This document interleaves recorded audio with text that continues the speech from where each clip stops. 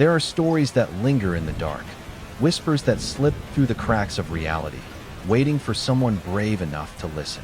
Tonight, we journey into the unknown, where every shadow holds a secret and every silence is a warning. Are you ready to step beyond the veil of the ordinary? To witness the strange, the haunted, and the unexplainable?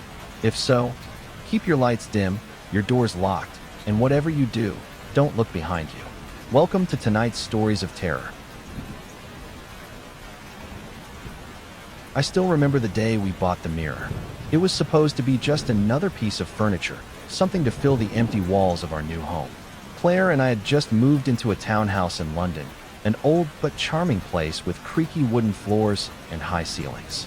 It had character, as the estate agent put it. We spent our weekends searching for the right pieces to make the house feel like ours. That's how we ended up in a small antique shop tucked away on a quiet street, the kind you might walk past without ever noticing. The air inside smelled of aged wood and dust, and every inch of space was packed with furniture, paintings, and relics from forgotten times. Then we saw it, a mirror nearly as tall as me, with an ornate wooden frame covered in intricate carvings.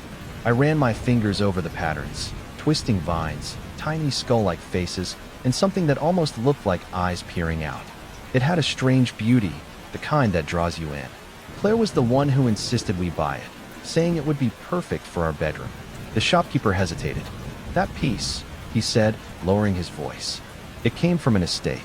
The owner, well, he passed under odd circumstances." "What do you mean, odd?" I asked. The man glanced at the mirror, then back at us. He was found in front of it. They say he was afraid of his own reflection before he died. Claire laughed softly. "Sounds like a ghost story." The shopkeeper didn't smile. "Some things carry their past with them," he said. "Be careful." We bought it anyway. That night, after setting the mirror against the bedroom wall, we went to bed exhausted. The townhouse was silent except for the occasional creak of the floorboards settling. Sometime in the night, Claire shook me awake. "There's a draft," she whispered. I sat up. The room was still, the air heavy with that old house smell of dust and wood polish. "The windows are closed," I muttered. "It's just in your head." She didn't respond right away. Then she said, "I heard something." I listened. Nothing. Claire turned her head toward the mirror. It was coming from over there. I sighed, rubbing my face. "What exactly did you hear?" She hesitated. "Whispers." That woke me up a little more. I got out of bed, walked over, and stood in front of the mirror. My reflection stared back at me, tired, slightly annoyed. I ran a hand through my hair and looked around. Nothing out of the ordinary, just an old mirror. "It's just the wind," I told her, climbing back into bed. She didn't look convinced, but eventually, she rolled over, pulling the covers tighter around her. I fell asleep easily. Claire did not. At first, it was subtle, so subtle that Claire thought she was imagining it. She mentioned it offhand one morning as we were getting ready for work. "I think the mirror's old glass is warped," she said, brushing her hair in front of it. "It makes my reflection look a little slow." "Slow?" I asked, distracted while adjusting my tie. She frowned, tilting her head. "Yeah, like, when I move, it lags for a fraction of a second. It's weird." I glanced at the mirror. "Looked fine to me. Probably just the angle," I said. "Old glass does that."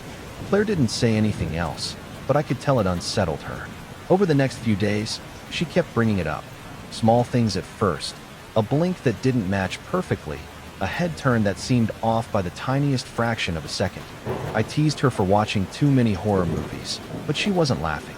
Then it got worse. One evening, she called me into the bedroom. "Watch," she said, standing in front of the mirror. I stood beside her, watching our reflections. She raised her right hand. The reflection did the same. She turned her head. The reflection followed. She blinked. So did it. I was just about to tell her she was overthinking when she took a deep breath and moved a little faster, snapping her fingers, waving her hand. I saw it then. The delay. It was small, almost imperceptible, but it was there. I stared at the mirror, trying to rationalize it. Maybe the dim light was messing with our perception. Maybe our eyes weren't as fast as we thought they were. But Claire wasn't convinced. Then, one night, she screamed. I rushed into the bedroom, heart pounding. She stood frozen in front of the mirror, face pale, hand over her mouth. "What happened?" I demanded. She didn't speak for a moment. just lifted a shaking finger and pointed. I turned to look. It was just our reflection. But Claire was trembling. I was walking past. She whispered, voice barely audible. I caught a glimpse from the corner of my eye. She swallowed hard. My reflection was smiling. I felt a cold wave wash over me. Claire's face was blank now, but I could picture it. Her reflection grinning at her while she remained still. "Are you sure?" I asked, trying to keep my voice steady. She nodded. It was smiling, but I wasn't. I turned back to the mirror, staring at our reflection. We both looked normal, but for the first time since we brought that mirror home, I felt something. Something watching. I wanted to believe Claire was imagining things, that it was just a trick of the light, a tired mind playing games. But then it started happening to me. One night, I was in the bathroom, shaving. The fluorescent light above buzzed softly as I ran the razor down my cheek, rinsing the blade under the tap. I wasn't thinking about the mirror. I had convinced myself that Claire's fears were just paranoia. Then I noticed it. As I lowered the razor from my face, my reflection did. It stood there, blade still pressed against its cheek, watching me. My breath caught in my throat. My first instinct was to chalk it up to fatigue, to stress, to anything but what it truly was. I slowly raised my left hand. The reflection followed, just a split second too late. I dropped the razor into the sink with a clatter and stumbled backward, my heart pounding. The reflection moved in sync with me again, as if nothing had happened. I barely slept that night. I didn't tell Claire. I didn't want to feed her fear or admit that I was starting to feel it too, but she knew something was wrong. The next evening, she sat on the edge of the bed, phone in hand, staring at the mirror. "I have an idea," she said, her voice quiet. She stood up, turned her back to the mirror, and lifted her phone. "What are you doing?" I asked. "Filming," she murmured, angling the camera over her shoulder so that the screen reflected the mirror behind her. A few seconds passed. I moved closer, watching over her shoulder. At first, it showed exactly what I expected: our bedroom, the bed, the window, the mirror. Us. Then Claire gasped. I felt her body go rigid. My stomach twisted as I followed her gaze to the screen. There, in the mirror behind us, a figure, tall, dark, looming, a shadowy man standing just inches behind our shoulders. My blood turned ice cold. My first instinct was to turn around, to prove to myself that it wasn't real. But when we did, there was nothing there. The room was empty, but in the mirror, he was still standing there, watching. The night had all changed. Claire woke up first. A faint, rhythmic tapping echoed through the room.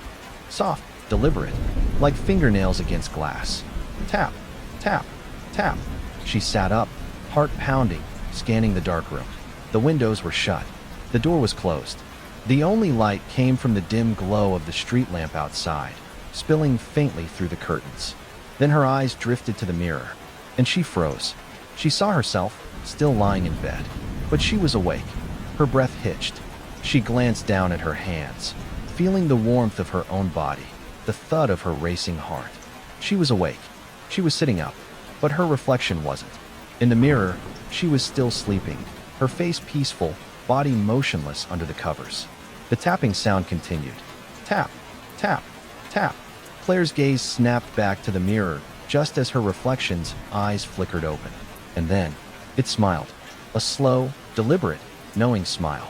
Claire let out a strangled cry and scrambled backward, her body hitting the headboard with a thud. My eyes snapped open at the sound, my brain foggy with sleep. "Claire," I mumbled. "What's wrong?" She was gasping for air, her face pale, her wide eyes locked onto the mirror. I followed her gaze. Our reflections lay in bed, just as we were. But then, my reflection blinked. Not at the same time as me. A second too late. And it was smiling. Before I could move, Claire let out a blood-curdling scream. I spun toward her just in time to see it. The reflection sat up. But not us.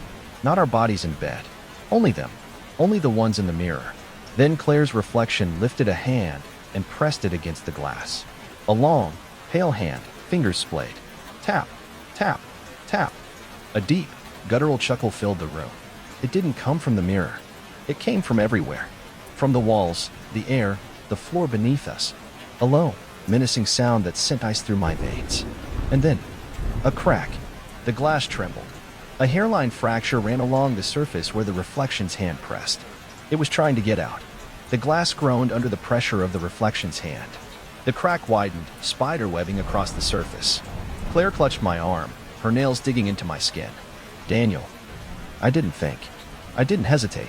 I grabbed the closest thing I could, a wooden chair from the corner of the room, and with every ounce of strength I had, I swung. The mirror exploded. Shards of glass flew in all directions, reflecting slivers of our terrified faces as they spun through the air. The moment the mirror shattered, a freezing gust of wind ripped through the room, knocking both of us to the floor. The laughter, deep, guttural, and human, filled the air, echoing from the broken shards. It grew louder, surrounding us, vibrating through the walls, the floor. Then, as suddenly as it started, silence. The room was still. Our breaths came in ragged gasps.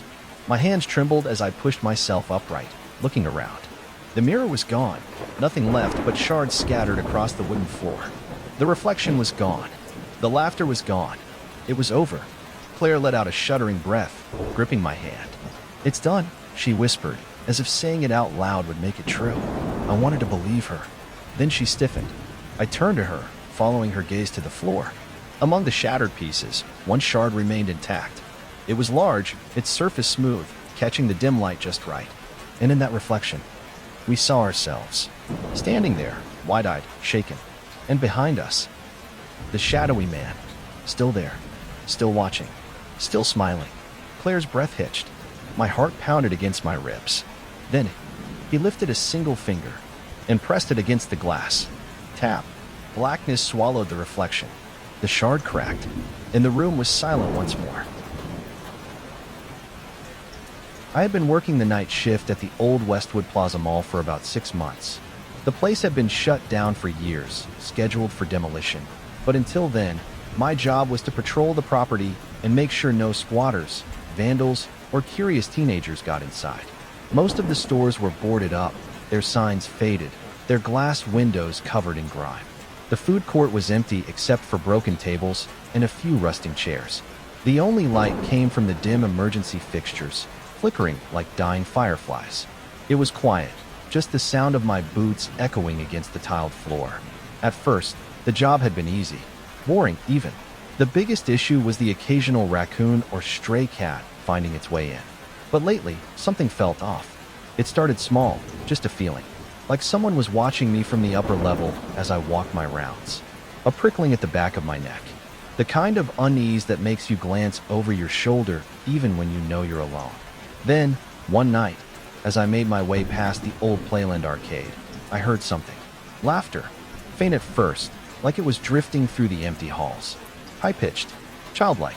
But there was something wrong about it, like a broken toy trying to laugh. It crackled, warbled, and faded, as if played through an old, busted speaker. I stopped. My hand went to my flashlight, and I shone it toward the arcade's entrance.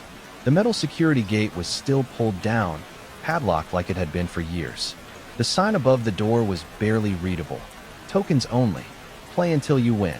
The laughter came again, a little louder this time. I pulled out my radio. Dispatch, this is Jim at Westwood. Possible trespassers inside the Playland arcade. Checking it out. The response crackled back. Copy that, Jim. You sure? No alarms have tripped. I wasn't sure of anything, but I had heard it. I checked my security log. No one had entered the mall in weeks. And yet, someone was laughing behind that gate. I stood there for a moment, listening, heart thudding against my ribs. The laughter had stopped, but the silence that followed felt heavier, like the air itself was waiting. The Playland arcade hadn't been in business for over a decade, but now I was sure the sound wasn't coming from there. It was coming from further down the hall. I followed the dim emergency lights until I reached the old toys and treasure store.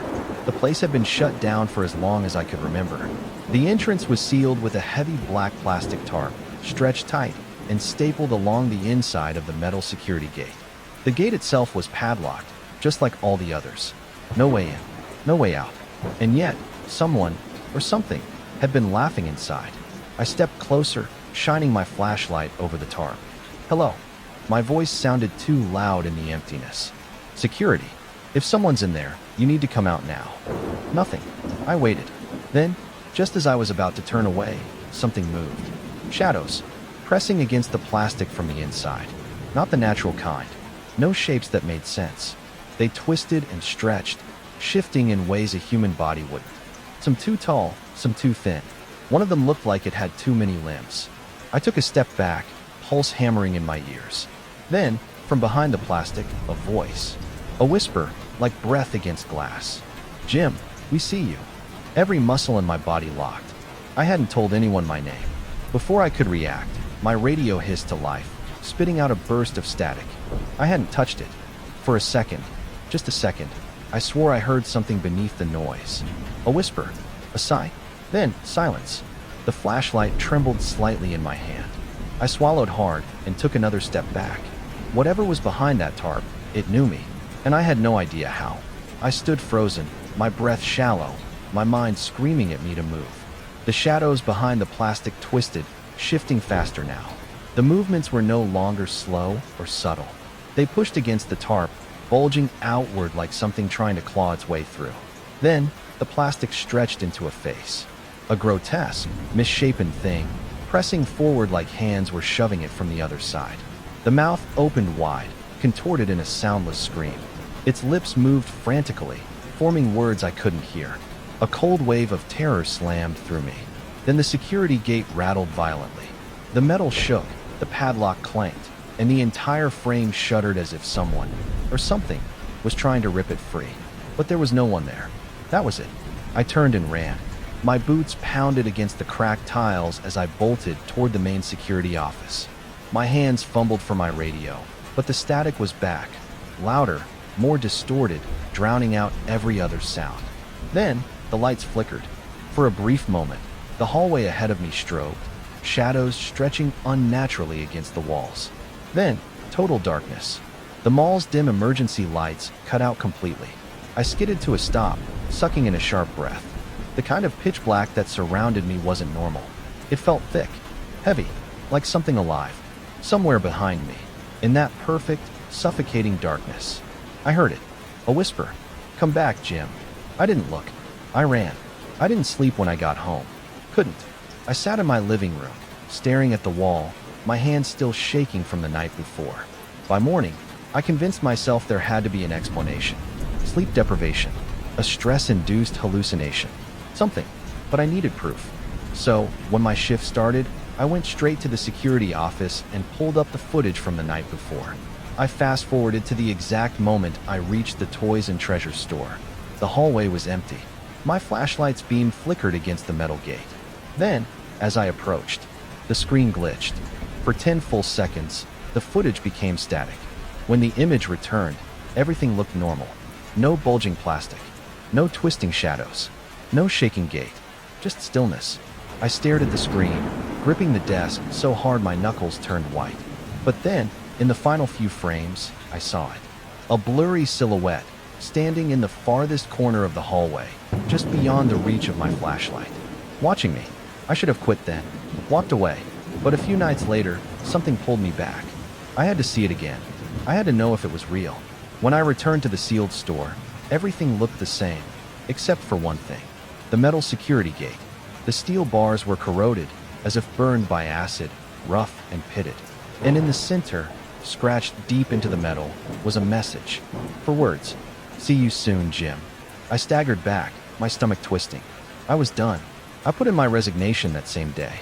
I packed my bags, booked a motel in another town, and swore I would never go near Westwood Plaza again. That night, in my motel room, I finally started to relax. I told myself I had escaped whatever had been in that mall, that I was safe. Then, from the corner of the darkened room, I heard it. Soft, distorted laughter. I turned my head slowly toward the closet door. The laughter was coming from inside, and this time, it was right behind me. I've worked security jobs for years. It's usually boring, just walking empty halls, checking cameras, making sure no one's where they shouldn't be. But this one still keeps me up at night. I was assigned to a high-rise apartment complex in Chicago, still under construction. Most of the floors were unfinished, bare concrete, exposed wiring, the smell of sawdust in the air. Only a handful of units were close to being done.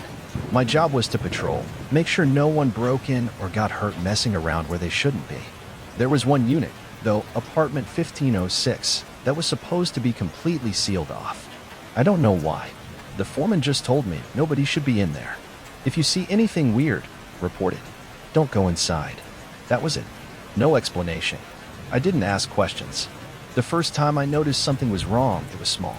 Just a few candy wrappers on the floor outside 1506. Seemed normal enough. Construction workers aren't the cleanest people. But this was strange. The wrappers were fresh, like someone had just dropped them. I checked the door. Still locked. Sealed tight. I pressed my ear against it. Nothing. Just silence. I noted it in my log and kept moving. But something about that door stuck with me. I felt like someone was on the other side. Watching. Waiting. The next few nights, little things kept piling up. Things I couldn't ignore. At first, it was just more trash outside 1506. A half-eaten sandwich, crust curling at the edges. An empty water bottle, slightly crumpled, as if someone had just finished drinking from it. The wrappers from before were still there, untouched, but now there was more. Then came the smell. Faint, but unmistakable. Sweat, mildew, something sour, like damp clothes left too long in a plastic bag. It wasn't there during my earlier rounds. It was fresh. I checked the security logs. No one had entered or left the building. The only key to 1506 was locked in the foreman's office. And yet, someone or something had to be in there. By the fourth night, I couldn't ignore it anymore. I decided to check inside. It wasn't hard to get in. A few minutes with my lockpicking tool, and the door clicked open. The air inside was thick, stale. The unit was unfinished, bare drywall, exposed wiring, no furniture. But something was wrong. The bathroom door was slightly ajar.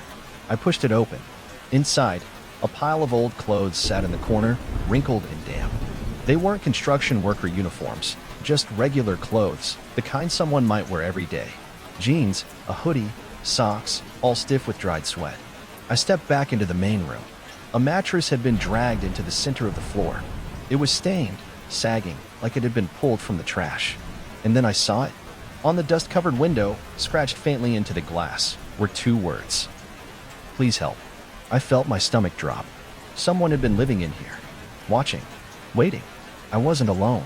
I reported everything to the foreman the next morning. Every piece of trash, the smell, the clothes, the mattress, the words on the window. He barely reacted. Just sighed, rubbed his temples, and made a call. That evening, when I showed up for my shift, apartment 1506 had been sealed. They put tamper tape across the door, bright red strips with void printed on them.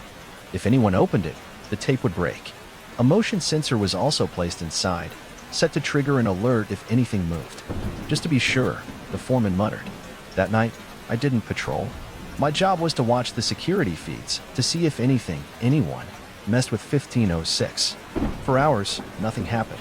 Then, at 3:12 a.m., the motion sensor triggered. A single alert. Movement detected inside 1506. My stomach tightened.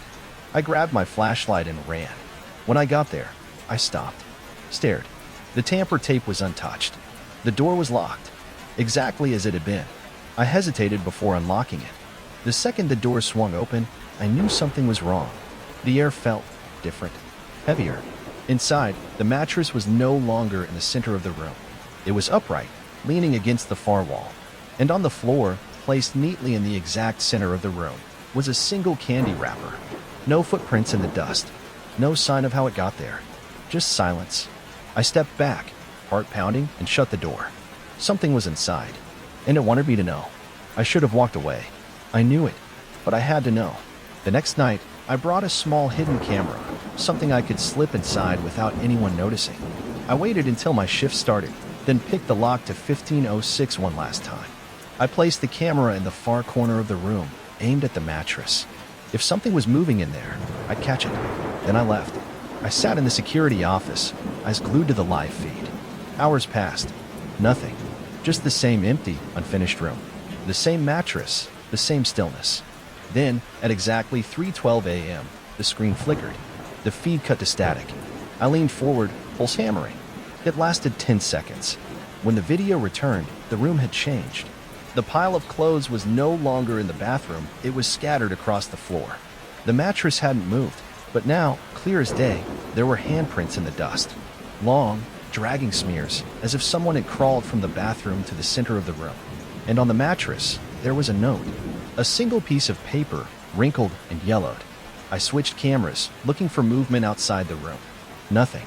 No one had entered. No one had left. Heart pounding, I ran back up to the 15th floor.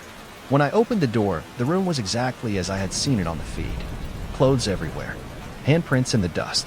And the note. I picked it up. The handwriting was shaky, almost desperate. Please, I can't leave. A chill ran through me. I wasn't dealing with an intruder. I was dealing with something trapped. The next day, I did some digging. It wasn't easy, but I found something. 1 year ago, a construction worker had gone missing in apartment 1506. The crew searched for days. The police came. No body, no sign of where he had gone. It was like he had vanished into thin air. But the detail that made my blood run cold? The last thing anyone saw him eating was a piece of candy. I quit that day. I didn't even finish my shift. I handed in my badge, grabbed my stuff, and walked out. I refused to go back. Weeks later, I got a call from one of the new guards who had taken my place. Hey, man, you ever hear weird stuff up on 15? I didn't answer. Last night, he continued, I was doing rounds, and I swear I heard footsteps. Inside 1506. But the door was still locked. I told him to quit. I told him to leave it alone. That night, as I lay in bed, my phone buzzed. A text from an unknown number.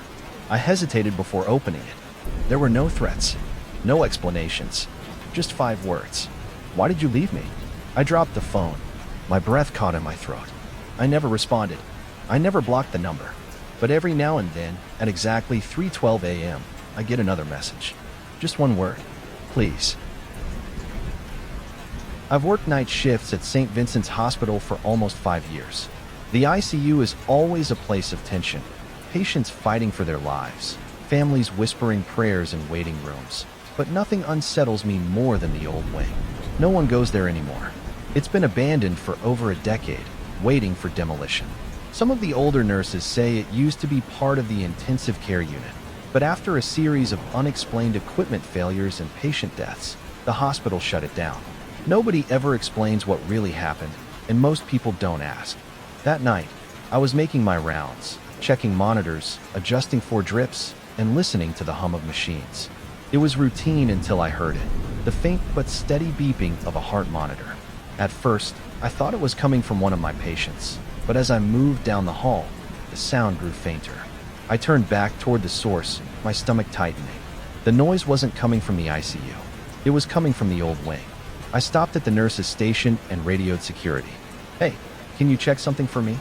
I tried to keep my voice steady. I think I hear a heart monitor in the old ICU.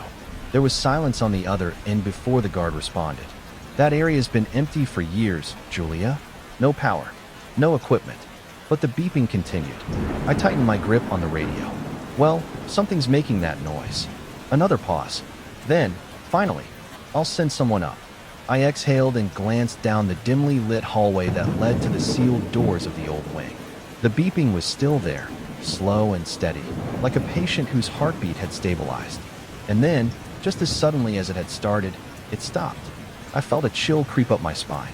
The hallway was silent, but I wasn't sure I was alone. I hesitated for a moment before stepping into the old wing. The air changed the second I crossed the threshold.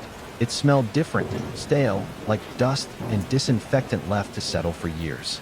The hallway was dark, the emergency lights casting a faint glow on peeling wallpaper and rusted medical equipment that hadn't been touched in over a decade.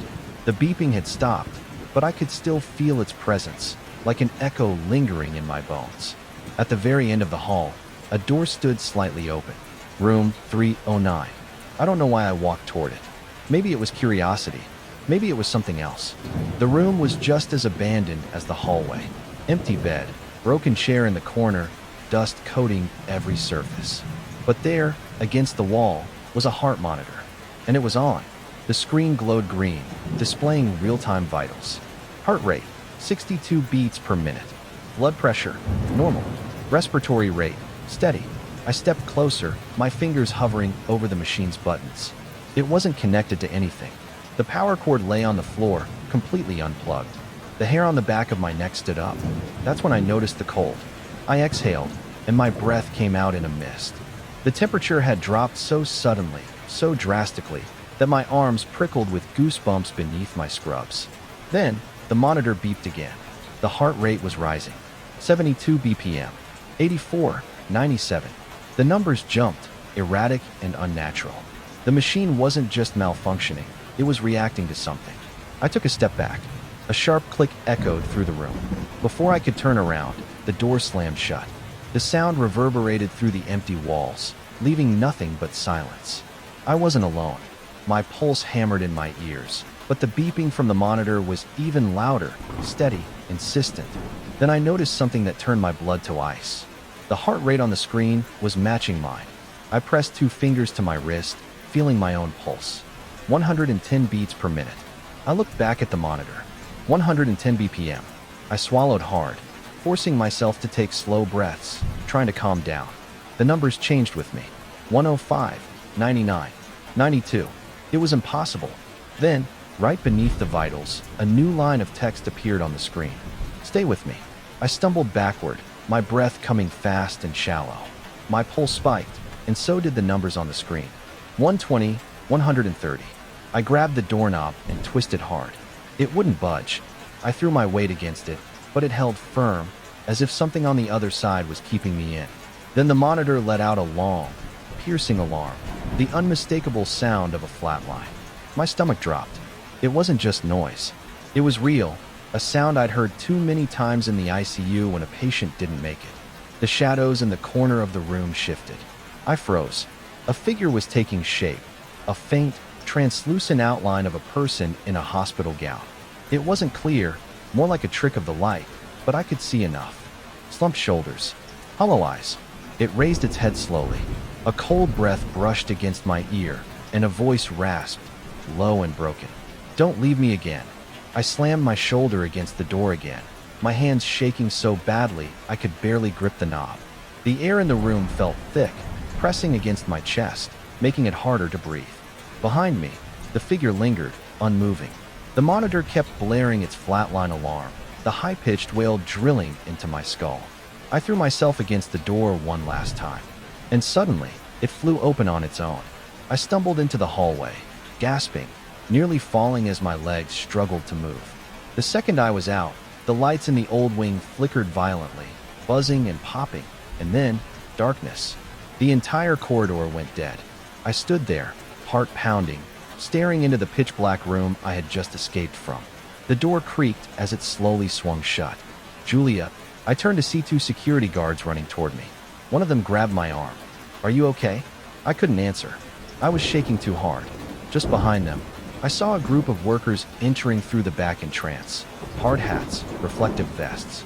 The demolition crew. They were tearing the old wing down today, and I had almost been in it. I didn't sleep the next day. Instead, I went looking for answers. With the help of an old nurse who had been at St. Vincent's for decades, I combed through hospital records. Room 309, the room I had been trapped in, had once been room 217 before the hospital restructured. A coma patient had occupied it for years, alone, with no family visits. When the wing was shut down, he was one of the last to remain. Staff had transferred most patients, but due to some clerical error, his transfer was delayed. By the time someone checked on him, he was gone. His heart monitor had flatlined. The date? Exactly 10 years ago. The time? 3:17 a.m. The same time I had been in that room. A few nights later, I was back in the ICU doing my rounds. Everything felt normal. The hum of machines, the soft beeping of heart monitors, the rhythmic sound of breathing machines. And then, beep, a single monitor started up. I glanced toward the empty bed it was attached to. Except, it wasn't attached to anyone. The screen glowed green, displaying a steady heart rate. My heart rate. I pressed my fingers to my wrist and counted the beats. The numbers matched exactly. And then, letter by letter, a message typed itself onto the screen. You came back. I never believed in ghosts. Superstition. I called it. Stories to keep people entertained on long nights. But after what I saw at the dam site, I don't call anything superstition anymore. My name is Ethan Graves, and at the time, I was just a guy trying to make a living. The job was simple enough. Night security at a remote dam construction site deep in the mountains. The pay was good, and the isolation didn't bother me. I liked the quiet. The dam was a massive project, set to flood an old mining area that had been abandoned for decades. They said the mine shut down after too many accidents, cave-ins, strange disappearances, things no one could quite explain. The company, of course, brushed off the history as nonsense. They just wanted the job done. But the workers talked. Even the toughest men had their stories, hearing voices in the wind, seeing figures near the tree line at night, tools disappearing and showing up in odd places. Some even refused to work past sundown. I laughed it off, told myself it was just the usual campfire tales. That was until I saw something with my own eyes. It happened around 2 in the morning, during one of my routine patrols. The wind was cold, carrying the distant scent of damp earth and machine oil. My flashlight cut through the darkness, sweeping over the stacks of equipment near the main construction zone. That's when I saw it, movement, just beyond the steel beams. I called out, thinking maybe one of the workers had stayed behind. No answer. I stepped closer, boots crunching on gravel. The air felt heavier somehow, like the ground itself was holding its breath. But when I reached the spot, there was nothing, just silence. I let out a slow breath, shaking my head. Probably an animal. Maybe my eyes playing tricks in the dark. I turned back toward my patrol route and stopped cold. A rusted pickaxe lay in the dirt, right where I had just been standing. It hadn't been there before. I was sure of it. The metal head was corroded, eaten away by time, but the handle was slick with something damp. Fresh mud clung to it, tangled with strands of decayed roots, as if it had just been pulled from the earth. I swallowed hard, a chill creeping down my spine. The mine had been closed for decades. That pickaxe should have been buried under layers of dirt and time. So why was it here? The night after I found the pickaxe, things started changing. At first, it was small stuff. A shovel missing from the supply tent. A helmet left on a workbench vanishing by morning. I figured the workers were just being careless, forgetting where they left things, or maybe playing pranks on each other. But then the missing tools started coming back, and they weren't the same. One by one, they showed up again, scattered around the site. A pickaxe leaning against a bulldozer, a helmet sitting on a pile of gravel, a shovel half buried in the dirt. But all of them were covered in something foul, thick mud that smelled of rot, tangled with what looked like brittle strands of hair. I tried to clean one of the helmets, scraping away the filth with my glove. That's when I saw it, faint, but unmistakable. A name, scratched into the metal. J. L. Morrow. The letters were crude, like they'd been carved with a knife. I didn't recognize the name, but something about it made my stomach twist. The next night, more tools reappeared. More names. Thomas H. Wells. Isaac Danner. Elijah Foster. It wasn't until I checked the old site records that I realized the truth. Every single one of those names belonged to men who had died in the mine. Buried alive. Suffocated. Bodies never recovered. I stopped sleeping after that. The first paranormal encounter. 3 nights later, I saw them. It was just past 2 a.m., my usual patrol time. The wind had picked up, howling through the trees and making the scaffolding creak. I was making my rounds near the water's edge when my flashlight flickered, and then I saw them. At first, I thought it was just the wind kicking up dust, shadows playing tricks on my eyes. But as my vision adjusted, the shapes became clearer. Men, dozens of them, standing motionless near the dam. They wore miners' uniforms, old, ragged, covered in dirt and grime. The fabric was torn in places, the fabric of their sleeves and pant legs hanging like shredded skin. Their boots were caked in mud, as if they had just climbed out of the earth. But their faces, God help me, their faces. They had no eyes, no noses, nothing but smooth, pale skin stretched over their skulls. But where their mouths should have been, there were deep, gaping holes, black, endless pits that seemed to suck the light from my flashlight. I couldn't move. I couldn't breathe. Then one of them stepped forward. The gravel crunched beneath its boots. A voice, low, raspy, like wind through a collapsed tunnel, whispered a single sentence. "This is our place." And then the light in my flashlight died. I wasn't the only one who felt something was wrong. The older construction workers, the ones who had been around since the project started, had their own warnings. Leave early on a new moon.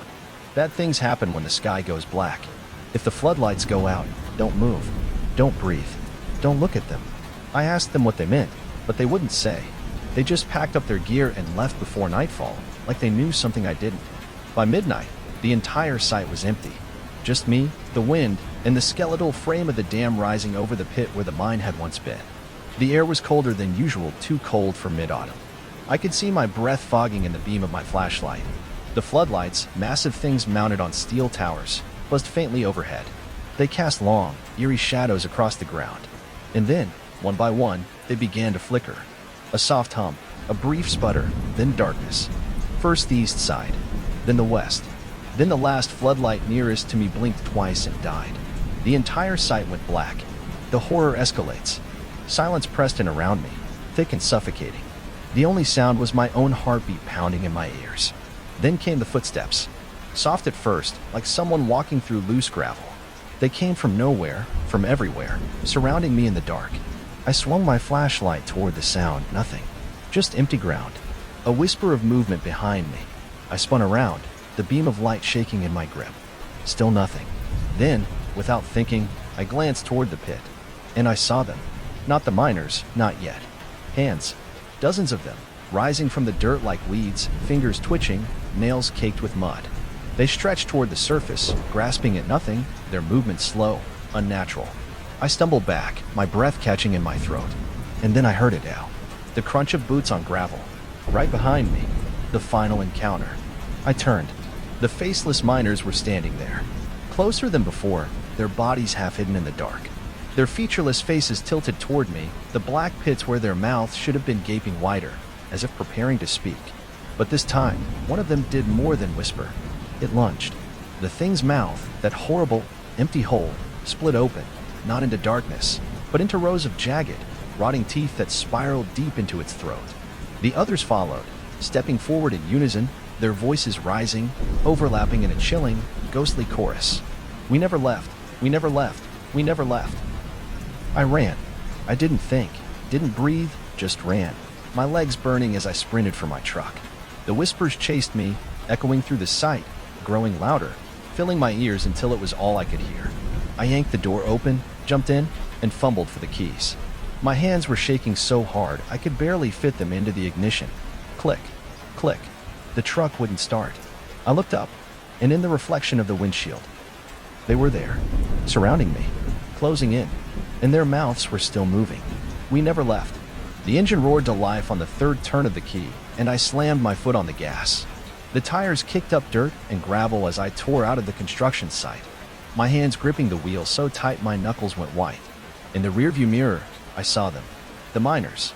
They stood at the edge of the dam, their silhouettes barely visible against the faint glow of the early dawn. They didn't move.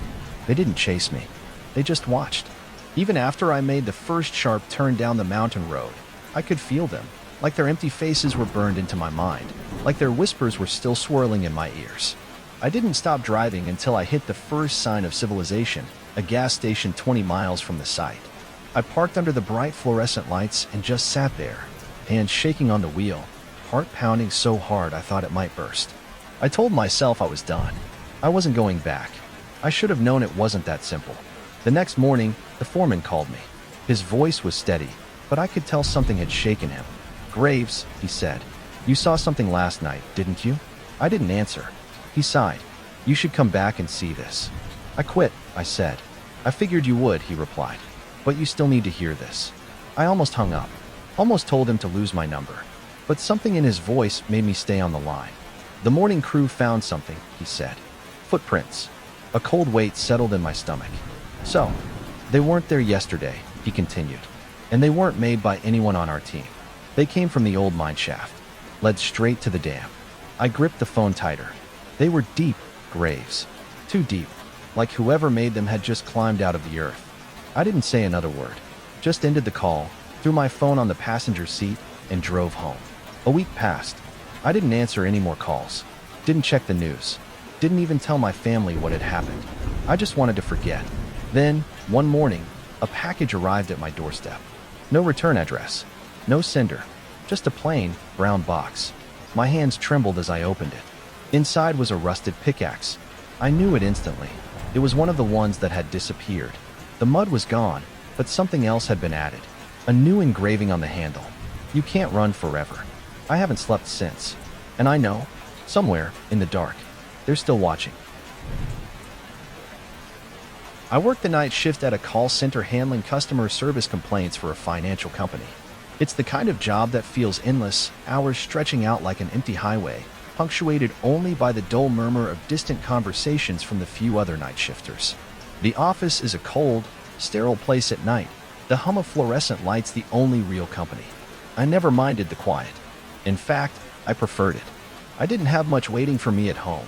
No family, no real friends, just an empty apartment with a couch I rarely sat on and a bed I barely slept in. It had been that way for years. After my parents and my younger brother, Daniel, died in a car accident, I stopped expecting life to surprise me. Then, one night, it did. It was 2:37 a.m. when my headset beeped, signaling an incoming call. The number was unknown. That wasn't unusual. Callers often had their IDs blocked. I straightened in my chair, cleared my throat, and answered in my usual scripted tone. "Thank you for calling Everline Financial. My name is Ryan. How can I assist you?" There was a pause, a long one. Just as I was about to repeat myself, a woman's voice came through. Soft, measured, unnervingly calm. "Ryan." She said my name like she knew me. Not like a customer reading it from the automatic greeting, but like someone who had said it before. I glanced at my screen. No name, no account details. I hesitated. Who am I speaking with? Another pause. Then, I know what happened that night. I felt something cold settle in my stomach. "What?" I asked, shifting uncomfortably. "You weren't supposed to survive." The line went dead. I barely slept after that first call. It wasn't just the words she had said, it was the way she said them. Calm, deliberate, like someone stating a fact. Like someone who knew. I tried to convince myself it was a prank. Maybe a disgruntled customer who had somehow found my name. Maybe a cruel joke. But I couldn't shake the feeling that it was something else. The next night, I sat at my desk with my hands curled into fists, waiting. Every call that came in made me flinch. Most were routine complaints, overdraft fees, fraudulent transactions, billing disputes. The usual. But when the clock struck 2:37 a.m., I froze. The line beeped. Unknown number. I swallowed hard and answered. "Thank you for calling Everline Financial. My name is..." Ryan. That same voice. I felt the hairs on my arms rise. I should have hung up. I should have blocked the number, told my supervisor. Something. But I didn't. I stayed on the line, silent, waiting for her to speak. "You never really got over it, did you?" she said softly. "What happened with your brother?" My breath caught in my throat. "I don't know who you are," I said, forcing my voice to stay steady. "You do," she replied. "You just don't want to admit it." A sick feeling churned in my stomach. "You still blame yourself," she continued. "You know it wasn't your fault, but that doesn't change how you feel. You were supposed to be driving that night, not him." I gripped the edge of my desk. She was right. Daniel had taken the wheel because I'd had a few drinks that night. I wasn't even drunk, just buzzed enough that he insisted. And then, a drunk driver ran a red light. The impact killed my brother instantly. I walked away with barely a scratch. No one knew that. Not really. Not even the police. But she did. I could hear my own heartbeat pounding in my ears. I reached for the end call button, but she spoke again. "You think that was your only sin?" she whispered. "What about Mr. Calloway?" I stopped breathing. I hadn't heard that name in years. Mr. Calloway was my manager at my first job, a grocery store clerk when I was 16. I had lied to get out of trouble once, said he had let me leave early when I had actually snuck out. He got fired for it. I had felt guilty, but I never confessed. How could she possibly know that? "Who are you?" I demanded, but the line was already dead. By the third night, I had convinced myself not to answer. I even unplugged my headset at 2:30 a.m., my pulse hammering as I watched the seconds tick by. But at exactly 2:37 a.m., my phone rang anyway. I stared at it. It wasn't possible. The headset was disconnected. The phone itself was on mute, but the call was coming through. I pressed the answer button with a shaking hand. This time, she didn't greet me. "Your heart," she said. "It's weak, isn't it? You don't have much time." A sharp pain shot through my chest. I gasped, clutching at my shirt. My vision blurred. My arms felt numb. I tried to stand, but my legs buckled beneath me. The office around me tilted, and I collapsed onto the floor. I couldn't breathe. I could barely hear the distant voices of my coworkers rushing toward me. And just before everything went black, I heard her voice, faint and distant through the phone. "See you soon, Ryan." I woke up to the steady beeping of a heart monitor. The ceiling above me was white, sterile, too bright. My body felt heavy, as if I had been pulled from deep underwater. A nurse noticed I was awake and hurried to get the doctor. Moments later, a man in a white coat stood over me, clipboard in hand. "You're lucky," he said. "Mild heart attack." No permanent damage, but we'll need to keep an eye on your heart. Have you had any stress lately? I almost laughed. Instead, I nodded weakly. Yeah, something like that. The doctor gave me a cautious look. Try to take it easy for a while. Your heart's under strain, but with medication and rest, you should be fine. Fine. I wasn't sure I even knew what that word meant anymore. When they finally let me check my personal belongings, my hands trembled as I reached for my phone. It had been locked away in a plastic hospital bag the entire time. But when I turned on the screen, my blood ran cold. One missed call, 2:37 a.m. Unknown number. Even when I was unconscious, she was still watching. A week later, I returned to work. It felt wrong, too normal. The same cold office, the same dull complaints, the same distant hum of fluorescent lights. But I wasn't the same. I tried to ignore the phone. I told myself she wouldn't call again, that it was over. But at 2:37 a.m., my phone rang. I didn't answer. The calls kept coming, night after night. And then the prediction started. It began small. One night, she simply said, "Your coworker, Lisa. This is her last shift." I didn't respond. I didn't even react. But the next day, Lisa quit without warning. No 2 weeks' notice. No explanation. The following night, her voice returned. "Be careful when you step outside." I ignored her. But when I left the building at sunrise, I saw the aftermath of a crash at the intersection down the street. A man had been hit by a car. By the time the third prediction came, I couldn't pretend it was coincidence anymore. She called at the usual time. "The power will go out soon. You should save your work." I didn't even have time to process it before the office plunged into darkness. A full building outage. The emergency lights flickered on, and my coworkers groaned in frustration. I sat in stunned silence, gripping my phone so tightly my knuckles turned white. She wasn't just watching. She knew. I stopped answering the calls. It didn't matter. She still called every night at 2:37 a.m. And even though I never picked up, I could feel her presence through the phone, pressing against me like a cold hand on my shoulder. Then, one night, I made a mistake. The call came, as always. My phone vibrated on my desk, the screen glowing in the dimly lit office. I stared at it for a long moment before finally, with a deep breath, I pressed accept, but I didn't speak. For several seconds, there was only silence. Then, her voice, softer than ever. "You shouldn't have ignored me, Ryan." A chill ran through me. There's no avoiding this. The line clicked, but she didn't hang up. Instead, I heard something else, faint, almost distant. Laughter. Not loud. Not mocking. Just amused. Then the call ended. And that's when the alarms went off. A deafening blare filled the office, cutting through the silence. Red emergency lights flickered to life, washing the room in an eerie glow. My coworkers shot up from their desks, looking around in confusion. "Is this a drill?" someone shouted. But no announcement followed. No voice over the intercom explaining what was happening. Just the alarm. Just the sound of people panicking. And in the middle of it all, my phone buzzed in my hand. I grabbed my bag and ran toward the exit, my heart pounding harder than it had in my entire life. I didn't know what was coming, but I knew, deep in my bones, that I had to get out. As I neared the glass doors leading to the stairwell, I caught a glimpse of my reflection in the office windows. And I stopped cold. There was someone standing behind me. A woman. She wasn't moving. Wasn't breathing. Just standing there, her head tilted slightly, as if watching me with quiet amusement. I turned around. No one was there. My phone buzzed again. I didn't want to look. I knew what it would say, but I looked anyway. A message. "Goodbye, Ryan." The lights flickered. The office plunged into darkness. And somewhere, over the sound of the alarm, I heard a final, terrified scream. Then, nothing. I don't scare easily. Working the night shift at a warehouse on the edge of town, you get used to eerie silence, flickering lights, and the occasional rodent skittering across the floor.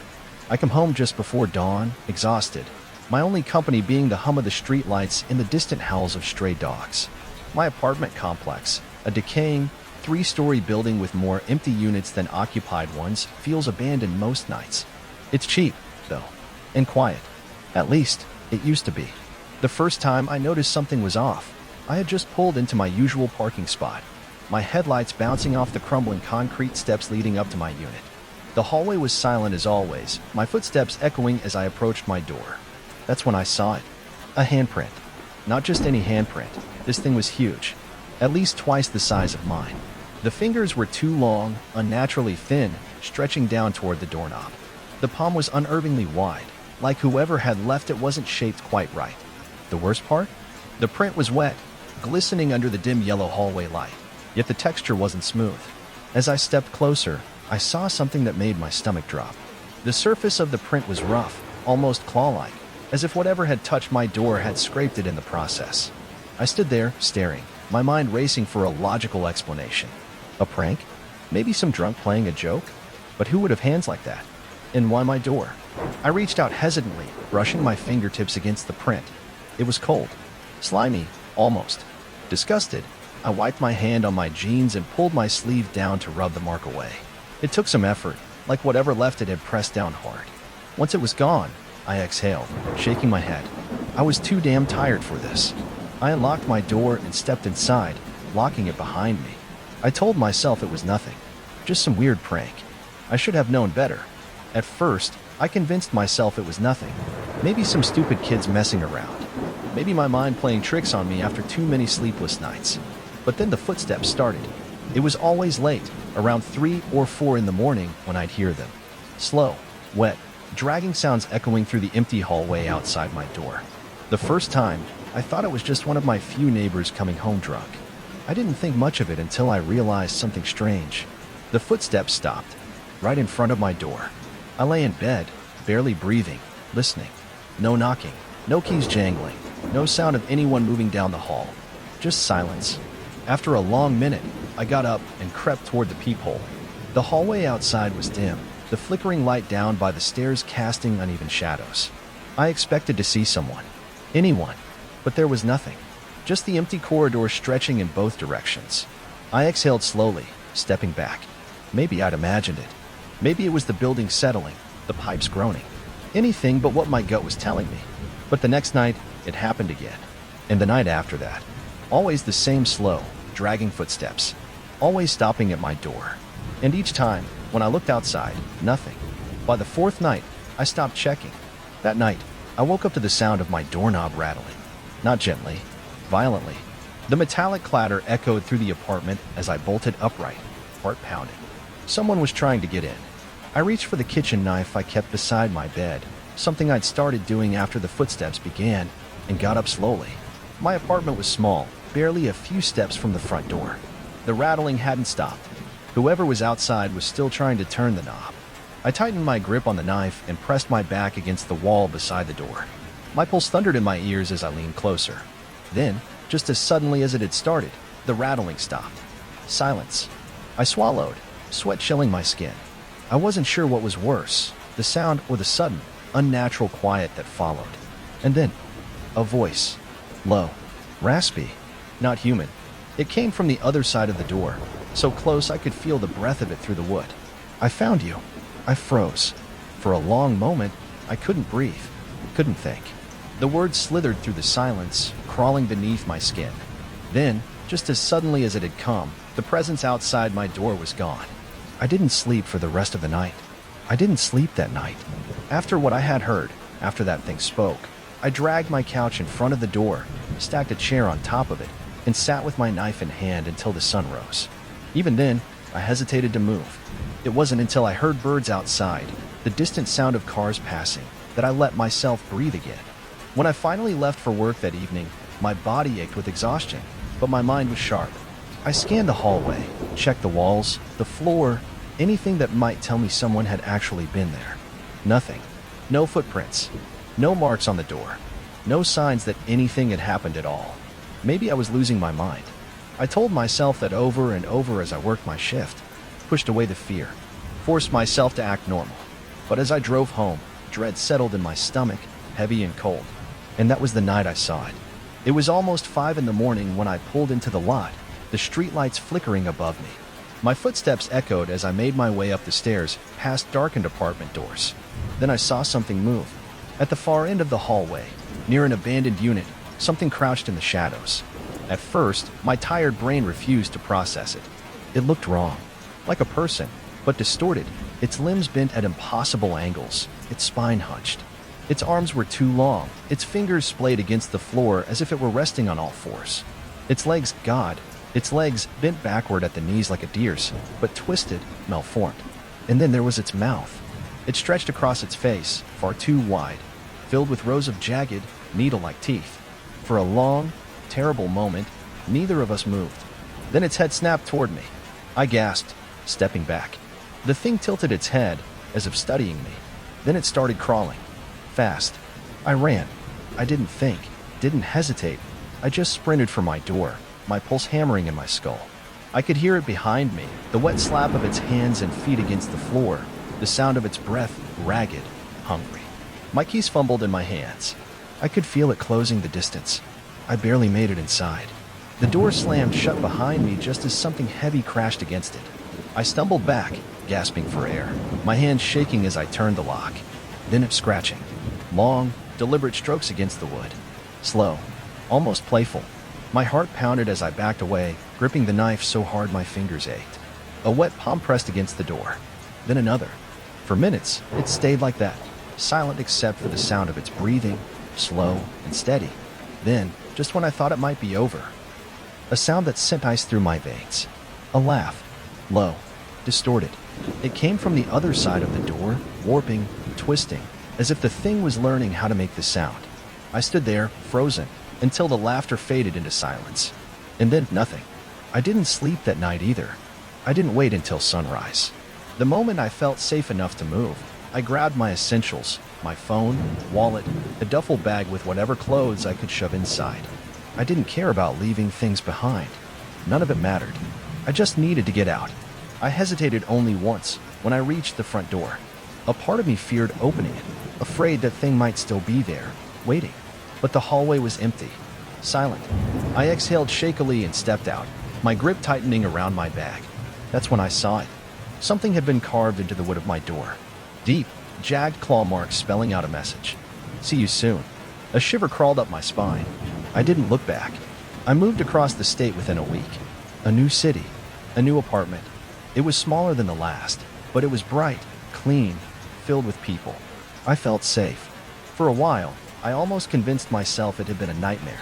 Stress, sleep deprivation, a hallucination brought on by too many long nights alone. Months passed. I stopped looking over my shoulder, stopped listening for noises in the dark. Then, one night, as I lay in bed, nearly asleep, I heard it, a wet, dragging sound. Not in the hallway, outside my window. My breath hitched, my body went rigid. Slowly, I turned my head toward the glass. The blinds were shut. I couldn't see outside. I didn't want to see. Then my phone buzzed. A new text from an unknown number. My fingers trembled as I reached for it, my stomach twisting as I read the message. 2 words. Knock, knock. The blood drained from my face. Somewhere outside, beyond the glass, something laughed. Cut to black. I've never been afraid of the dark. You learn not to be when you live alone in the woods, miles away from the nearest town. Fear is a waste of energy out here. If something's wrong, you fix it. If something's out there, you deal with it. Simple as that. At least, that's what I used to believe. My name is Ben Harlow. I'm 52 years old, and for the past decade, I've lived in a small cabin tucked deep in the forests of northern Montana. I don't own a TV. I don't have close neighbors. And I like it that way. Life is quiet, predictable. Just me, my dog Murphy, and the sound of the wind moving through the trees. Murphy's a mutt, built like a tank, but gentle as can be. I've had him since he was a pup, and in all these years, he's never been much of a barker. He's always been steady, calm, even in storms, when the trees groan and snap like old bones. But lately, something's changed. It started a few weeks ago. Every night, just after sunset, Murphy would sit by the porch, ears pricked, eyes locked on the tree line. He'd growl, not the kind of growl he gives when a deer wanders too close, but something deeper, something I could feel in my ribs. At first, I figured it was a bear. We get them out here sometimes, though they don't usually come too close.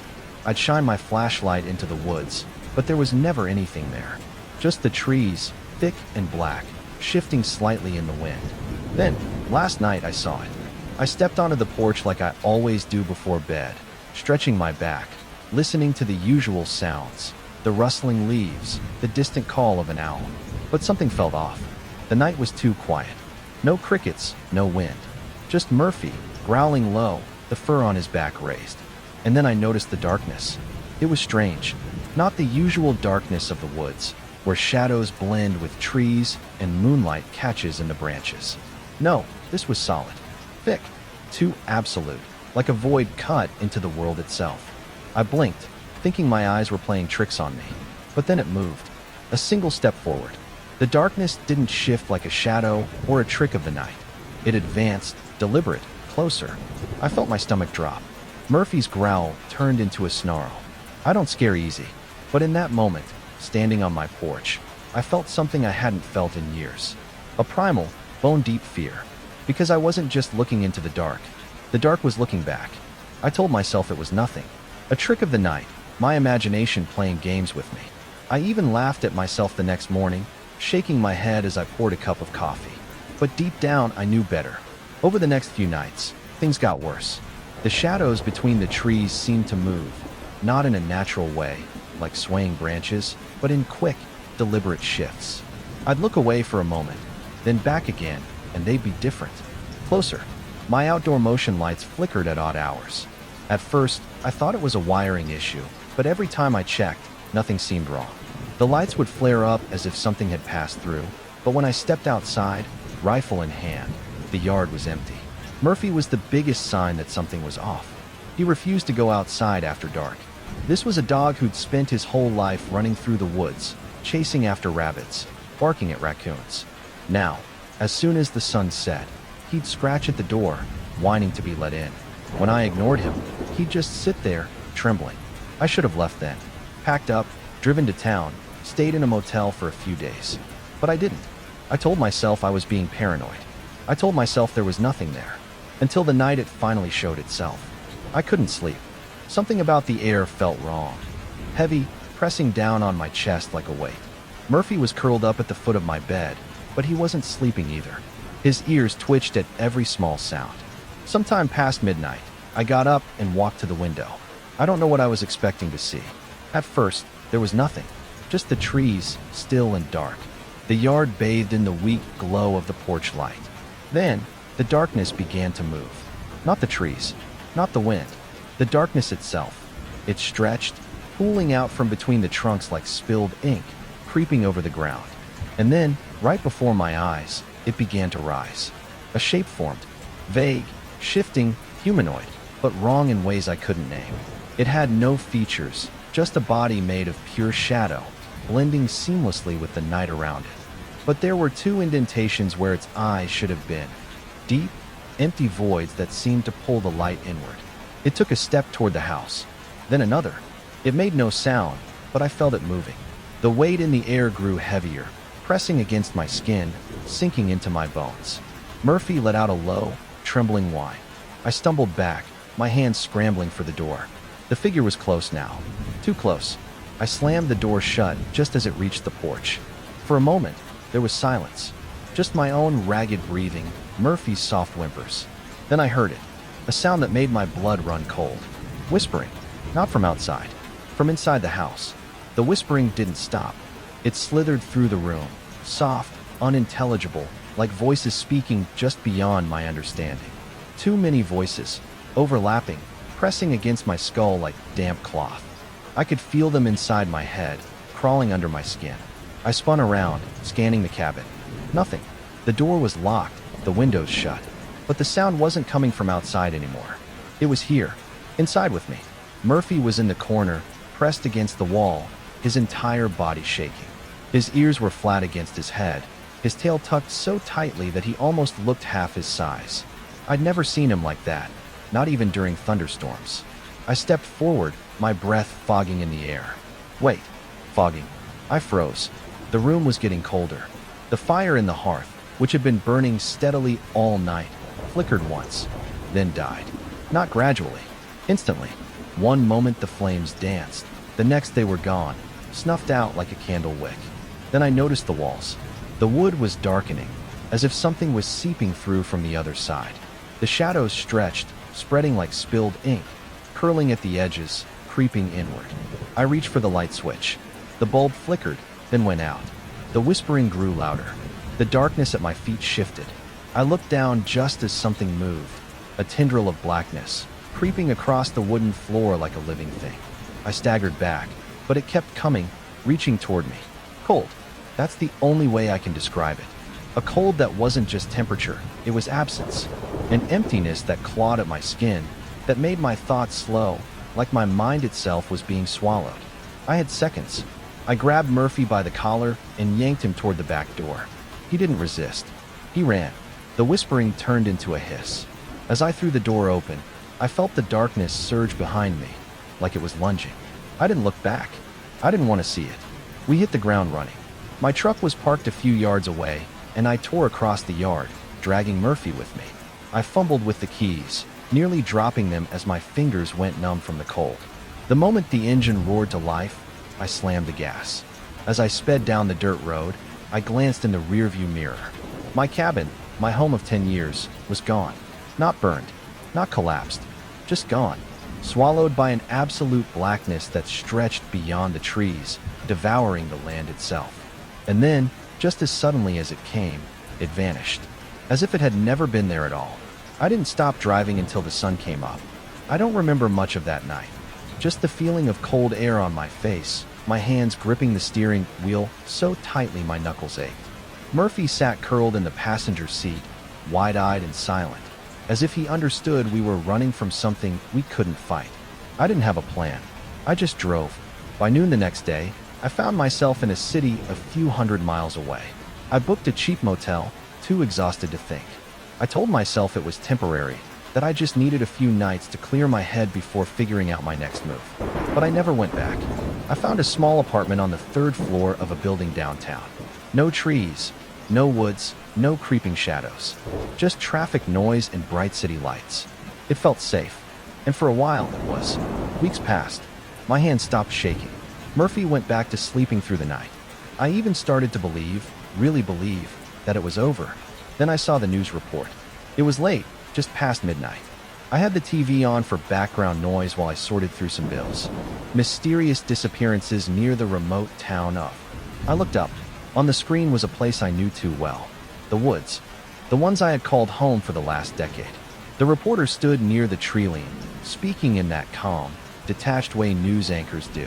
Behind her, uniformed officers were combing the area with flashlights. Search efforts continue after multiple reports of missing persons in the area. Residents claim their dogs have been acting strangely, refusing to go outside after dark.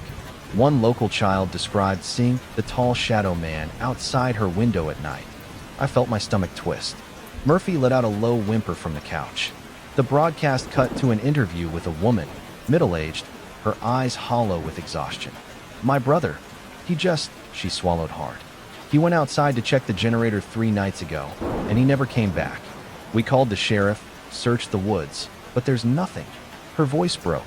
It's like he just vanished. The screen flickered. The camera panned over the empty forest. For a split second, just a fraction of a second, I swore I saw something shift between the trees. I turned the TV off. My hands were trembling again. The apartment suddenly felt too dark, too small. My breath came faster, a tightness creeping up my throat. Murphy sat up, his ears pricked. He was staring at something, not the TV. The phone buzzed. I jumped. A text message. No number. No name. Just one sentence. You brought it with you. My name is Daniel Holt, and I work in IT at a firm downtown. It's a job that keeps me in the office later than I'd like, long after most of my coworkers have gone home. I don't mind it, though. The quiet lets me focus, and there's something calming about the hum of an empty building. That night was like any other. I shut down my computer, grabbed my bag, and walked through the dimly lit hallway to the elevator. The cleaning crew had already come and gone, and the only sound was the occasional buzzing of the overhead lights. I pressed the button and waited. When the elevator door slid open, I stepped inside and pressed the button for the lobby. The doors closed with a soft chime, and I leaned against the wall, scrolling through my phone as the elevator began its descent. Then it stopped, not with the usual smooth halt at a floor, but a sudden, jarring lurch. The lights flickered, plunging me into brief darkness before the dim emergency lighting kicked in. I frowned and tapped the button for the lobby again. Nothing happened. The panel in front of me flickered. I expected it to show the floor number or an error message, but instead, the display glitched and reset. The usual numbering, 1 through 25, was gone. In its place were strange symbols and dates, things that made no sense. Some of the buttons had simple geometric shapes, while others had years: 1973, 1894, 2007. My stomach tightened. This had to be some kind of electrical malfunction. Maybe a system update gone wrong. I reached for the emergency button, but before I could press it, the elevator moved again. It wasn't going down. It was going up. Slowly at first, then faster. The numbers on the display kept changing, cycling through symbols I didn't recognize. I pressed the open door button, then the emergency stop. Nothing worked. The elevator was moving on its own.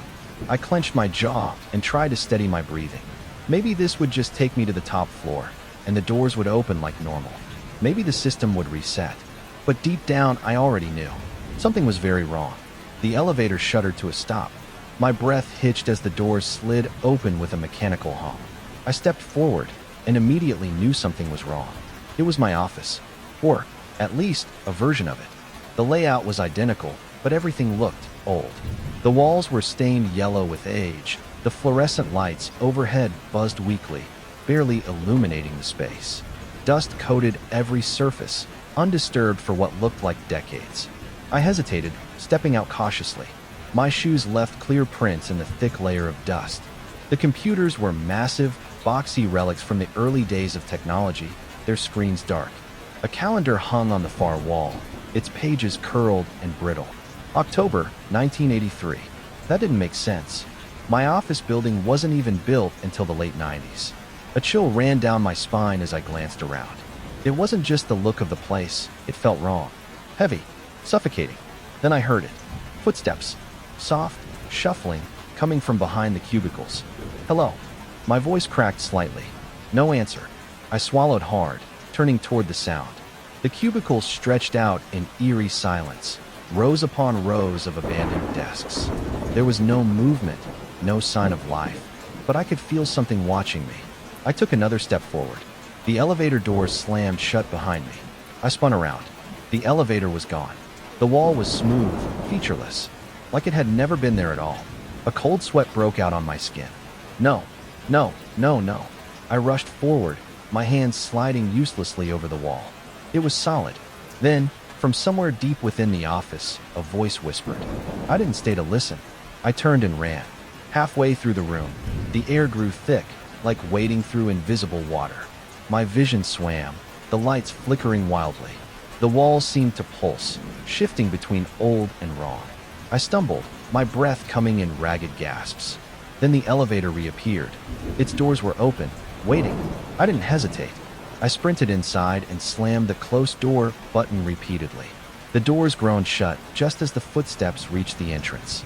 I didn't see what was following me. I didn't want to. The elevator dropped. The descent was smoother this time, but my hands were still trembling. My reflection in the metallic walls was pale, my eyes wide with panic. Then, another stop. The doors opened. At first, I thought I was staring at another lobby. Then I realized I wasn't breathing, because outside the elevator was water. A massive, endless expanse of deep blue stretched beyond the threshold. It looked like a grand hotel lobby, complete with marble floors and towering pillars, but it was completely submerged. Fish swam lazily through the open space, weaving between abandoned chairs and floating papers. Light filtered down from somewhere above, creating shimmering patterns along the floor. I took a step closer. There were no bubbles, no rushing currents, just still, impossible silence. Then something huge moved in the distance. A dark shadow, slow and deliberate. It passed behind the columns, its form too massive to comprehend. My chest tightened with dread. A single, pale handprint appeared on the glass wall beside me. I spun around, but there was no one there. The pressure in my ears grew unbearable. A deep, reverberating sound filled the space, a distant groan that felt like the ocean itself was breathing. I stumbled backward into the elevator. The door slid shut just as the water outside began to ripple. The elevator dropped again. This time, the ride was violent. The walls shook. The overhead lights flickered. The panel buzzed with static, symbols flashing too fast to comprehend. Then, impact. The elevator jolted hard. The doors groaned open. Smoke filled my lungs. I staggered forward, coughing, waving a hand in front of my face. My office was in ruins. Desks were overturned, computers shattered. The walls were riddled with bullet holes, the glass windows cracked and blackened. Sirens blared in the distance, barely audible over the sound of screaming. My heart pounded. This wasn't just an old office. This was a battlefield. A loudspeaker crackled to life. "They are coming. You have to leave." A distant explosion rocked the building. Sparks rained down from the ceiling. Then, footsteps. Fast. Heavy. Someone, or something, was running toward me. I turned and sprinted for the elevator, my pulse hammering in my ears. I barely made it inside before the door slammed shut. As the elevator plunged downward once more, I realized one thing. This wasn't a malfunction. This wasn't a nightmare. This was something much worse. The elevator slowed again. My stomach was still churning from the last floor, but I barely had time to catch my breath before the door slid open. This time, there was no smoke, no water, no abandoned ruins. It was just my office. But it wasn't quite right. The air felt thinner here, like the oxygen had been stretched too far. The lights were softer, the hum of the computers familiar, almost comforting. It looked normal, safe even. Then I saw him. A man sat at one of the cubicles, typing away at his keyboard. His shoulders hunched forward slightly, his head tilted in concentration. A nearly empty coffee cup rested beside him. I knew that posture. I knew that desk. I knew him. It was me. Or, rather, a younger version of me. I felt my chest tighten. He looked about 5 years younger, maybe more. His hair was a little fuller, his face less tired. He wore the same kind of button-down I used to favor back then, before I stopped caring about work fashion. My younger self must have sensed something, because he stopped typing and looked up. His eyes met mine, his brows furrowed in confusion. "This isn't where I'm supposed to be." His voice sent a shockwave through me. It was mine, yet different. Younger, clearer. I took a slow step forward. My heartbeat thudded in my ears. How are you here?" He shook his head slightly, as if trying to process the same question. His gaze darted around the room, and I saw the uncertainty in his expression, the same unease I felt. "This isn't where I'm supposed to be," he repeated, his voice a whisper now. I swallowed hard. None of this made sense, but something in me, a deep, instinctive part, told me I needed to reach him, to touch him. Maybe if I did, this nightmare would finally break. I stretched out my hand. My younger self did the same. Our fingertips were just about to meet. The world shattered. A deafening noise, like glass breaking inside my skull. Everything warped. The room twisted violently, the air itself convulsing as if time had been ripped apart. My vision exploded into fragmented images, flashes of places I couldn't recognize, moments I had long forgotten. Then the floor dropped. The elevator plummeted. I was falling, faster than anything natural, faster than physics should allow. The walls blurred into nothingness, the buttons on the panel flickering wildly between symbols and numbers I couldn't read. I opened my mouth to scream, and then, the fall should have killed me. The elevator plunged at an impossible speed, my body weightless, the pressure crushing my chest. I couldn't scream, there was no time. Then, with a bone-rattling force, it slammed to a stop. I stumbled forward, barely catching myself against the wall. My ears rang. My vision swam. The sensation of falling lingered in my bones, as if my body hadn't realized I was no longer moving. The door slid open, and there it was. The lobby. My building's real, ordinary lobby. The familiar marble floors. The same bland corporate artwork. The soft hum of late-night office air conditioning. A single security guard sat at the front desk, scrolling through his phone. He didn't look up, didn't acknowledge the violent way the doors had opened, didn't react to the fact that I had just survived something impossible. I staggered out, my legs trembling. "Hey," I rasped, my throat dry. "Did you see that?" The security guard barely glanced at me. "See what?" I turned back to the elevator. The doors were closing, as smoothly and quietly as ever. The panel above showed the floors shifting normally. 1, 2, 3, 4. Nothing strange. Nothing wrong. My heart was still pounding as I reached into my pocket and yanked out my phone. My hands shook as I checked the time. 11:17 p.m. The same time it had been when I first stepped into the elevator. Not a single second had passed.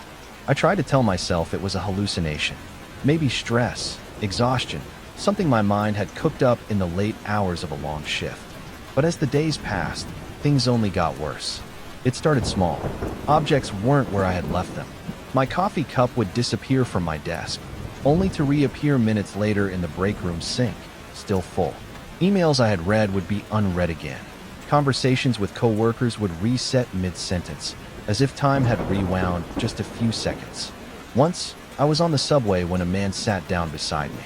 I didn't look at him at first, just another commuter. But then, in a low, strained voice, he whispered, "You're not supposed to be here." I turned. His seat was empty. I barely slept after that. I started taking the stairs at work, avoiding elevators completely. It didn't matter if it was 20 floors, I wasn't stepping into one ever again. And for a while, I thought I was safe. Until they installed the new elevator. A brand new, state-of-the-art model, gleaming in polished silver.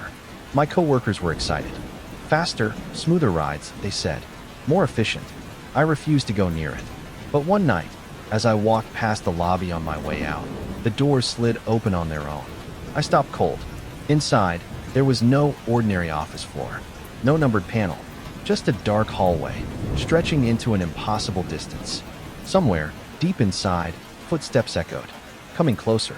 The doors stayed open, waiting. I turned and walked away. I haven't taken an elevator since. But I know one day, I won't have a choice. And when that day comes, I don't think it will take me where I want to go. The stories may have ended, but their echoes remain. Maybe they were just fiction, or maybe, somewhere in the dark, they are still unfolding. As you turn off this video, as you settle into the quiet of your room, listen carefully to the creak of the floorboards, the whisper of the wind, the faint tap at your window. Because sometimes, stories have a way of following you home. Sleep well if you can.